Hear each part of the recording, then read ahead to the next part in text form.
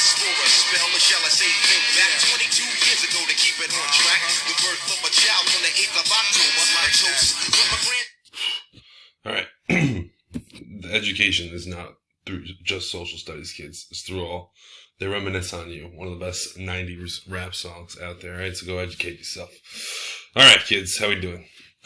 So we left off yesterday talking about Magellan, right? I kind of had to rush through him a little bit, so I'm going to just go back through Magellan again.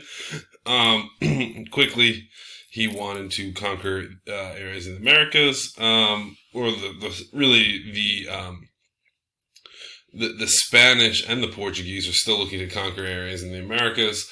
But yet the goal was to find a direct route to India, right? We never found one until 1519. Portuguese explorer who ends up sailing for Spain, Ferdinand Magellan, sets out for the Pacific. And like I said yesterday, he circumnavigates the world or travels or sails throughout the world. Magellan completely underestimates the voyage, and he ends up dying in the Philippines. Like I said yesterday, right? So this is where he ends up dying. I would say a little bit more than halfway of his voyage he makes it. Here's the final stretch to go back to Europe. But yeah, this shows, or I guess you could say it allows for people to have a map and a direction on how they're going to travel throughout the world, right? How far down you need to go, how many supplies you'll need to go around the southern tip of South America, the southern tip of Africa, how to navigate through Southeast Asia. So this was a massive achievement by Magellan and for people around the world. All right, so the Portuguese influence will spread. And again, the line of demarcation, folks, it's only going to spread in Africa, Asia, and Europe, right? With the little piece of Brazil. So again, keep that in mind. So what are they going to do? They have a few goals in mind, right? Establish posts throughout Western Africa, okay? Along the western coast, right along here. What else do they want to do? Cut out the middleman of India and the East Indies trade. Okay, the Arab middleman. Again, this is very important. You know what? I got the globe again. It's the globe time. All right. Where are we? All right, here we go. Here is where we are. Right? Portugal. You would have to travel, and you would end up maybe going through Turkey or right here in the Middle East, right? These are the people who would get the goods from India, right? India would trade the goods to the Middle East. The Europeans would make their way and trade with the Middle Easterners, and that is how the Indian spices were, originally made. But if you know anything about business, and if there's a middleman involved, middleman always makes things more expensive, right? So imagine the Indians and the Indian people sell the goods to the Arabic people. The Arabic people buy it for one price, then sell it for a higher price to the Europeans. And in particular, the Portuguese are a group of people that want to get rid of this. They're going to establish ports in Malindi and Mombasa. Right? If you see here, I thought this had Malindi and Mombasa. They're on the eastern coast. If you actually remember, we talked about these cities early on. We talked about Africa's cities, right? Like Mogadishu. So Portugal will lay claims on the coast of Africa, but never the interior. So again, here's a few more, like I was just showing you. They don't ever make it into the interior, right? So they don't know the advanced river system that goes on, the dense jungles. They never really make it that far. Okay?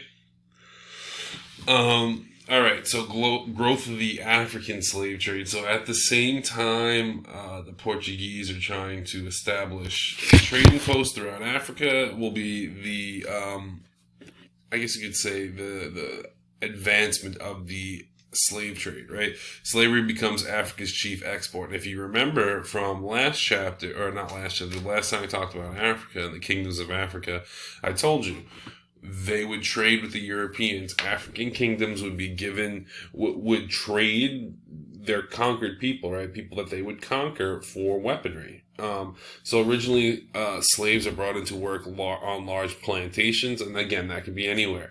Particularly in the New World, though, there's going to be a lot of farming done, so they're going to bring a lot of the Africans there.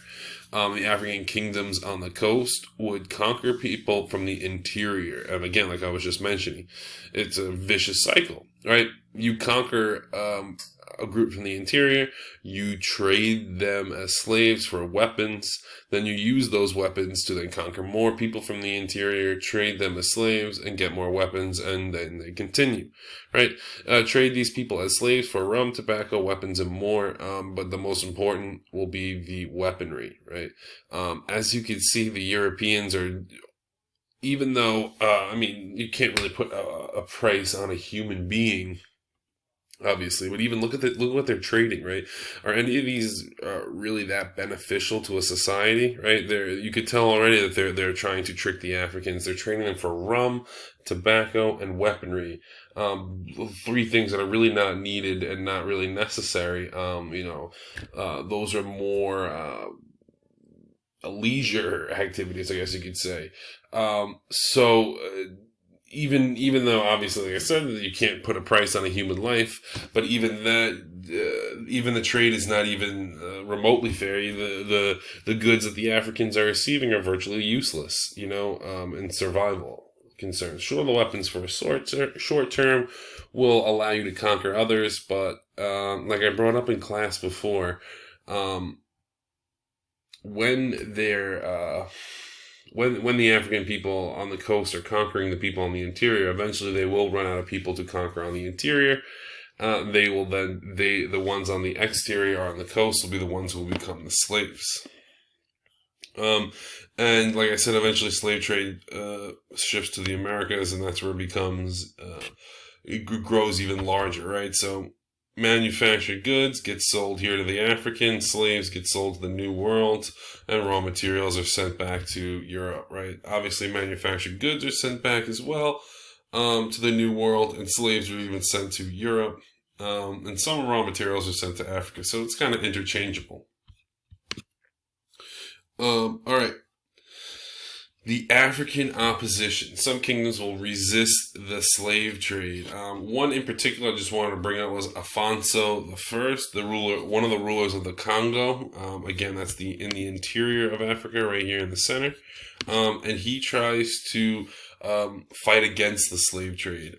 Initially, if you remember, most of Europeans wanted to spread Catholicism to Latin America, South America, and Africa. So the Portuguese missionaries, right? What's a missionary? Someone who's going to spread religion, right? They're the ones who are teaching Afonso from a very young age about Christianity.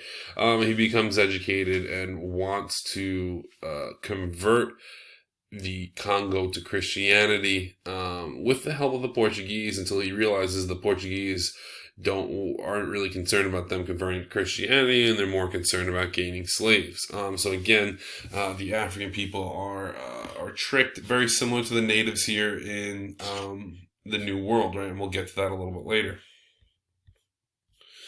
All right, the Asante Kingdom. The Asante Kingdom emerges out of present-day Ghana.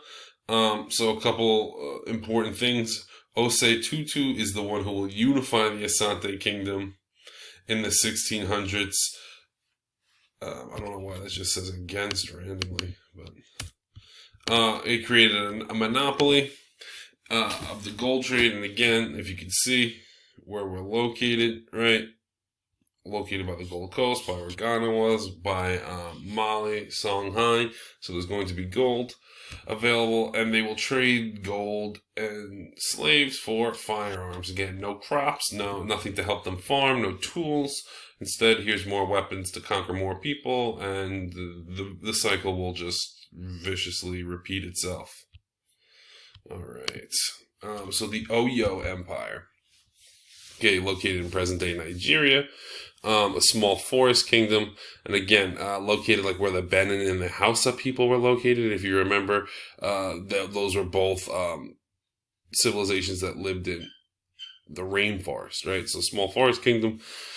Again, same thing as the Asantes turned slave trade into a large army. They were not traded, useful goods. They were just traded weapons for their slaves, right? And then they will use their armies to conquer the neighboring kingdoms. So the Oyo, the Asante kingdom, even the Congo, right, were kind of fell into the same trap of working with the Europeans, trading with them, trading slaves, and really only getting, weapons and firearms in return. All right. Europe continues to expand, so a couple other things too. The really expand in Africa. Many European countries follow Portugal, meaning they will have settlements in Africa. A couple other countries, British, Dutch, and French. Next year, when we're in the 10th grade, we'll be talking about the scramble for Africa and really the conquering of all the parts of Africa. 1652, Dutch established Cape Town, which becomes the first European permanent settlement. And here's Cape Town, right here at the bottom of Africa, right near the Cape of Good Hope. And the Dutch farmers settle around Cape Town. They are called the Boers, right? Boers are Dutch farmers, okay? And Boers are Calvinists too. So what's a Calvinist? What do they believe in? Predestination. They view the Africans as inferior or less than them. And they look down on the Africans as slaves. France and Britain will also begin to try to explore the interior of the Africa, but no one will be able to map it out until we get to Dr. Livingstone, and that's later. Okay, again, here is Cape Town, South Africa, right in South Africa. All right, the Portuguese. I wanted to get to Cortez today. Hopefully we can get to Cortez. All right, Portuguese Empire. 1510, Goa becomes a major Portuguese commercial base. Again, a little area in India.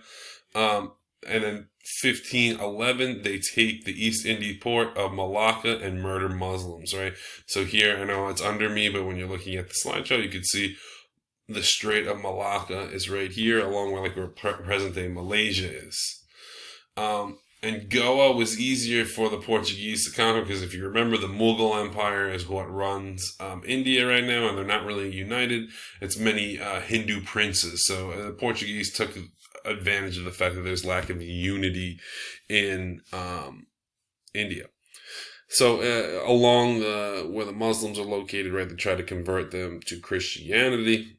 Again, that's kind of another theme here with the conquistadors, with the Western European countries. They want to convert to Christianity, convert their imperialized countries to Christianity. Portugal will then continue to develop many trading outposts in Asia and Africa. Like I said, those are the only places that they can develop, right? Thanks to the line of demarcation. And they end up leaving a very limited impact. As you can see, right, there's not a huge Portuguese influence in India. There's not really a huge Portuguese influence in Africa today. But you could see a major influence of Spain throughout the whole New World. Again, they had more of an area to influence more of a group of people. All right, now we're going to flip over to the Spanish side. So I don't know if we'll be able to get to Cortez, but we'll start it, right? Spain and the Philippines. Philippines claimed by Magellan. Magellan, I know he said he dies in the Philippines, but he claims the Philippines for King Philip II as well. This is why they are called the Philippines, right? They're named after King Philip. The Filipinos themselves are not united, right? They're you have to imagine this is very early, right? Early 1500s. They're all islands. They're not a unified nation. So almost each island is like an individual group. They're not unified, means that they're very easy to conquer. There's no really overwhelming monotheistic religion, many polytheistic religions and many different ones. So again, easy to convert to Christianity because there wasn't a strong tie to their religions. This will then extend the Spanish trade into Europe and into Asia as well, right? Giving them another, almost like a stopping port. And they use the Philippines as a middle port between Mexico and Peru, right? They have land in Mexico, they have land in Peru, they go to the Philippines, and then they continue on their journey. All right, so tomorrow we'll work on Spain and the New World and Hernán Cortés, and that's it. All right, folks, keep it real.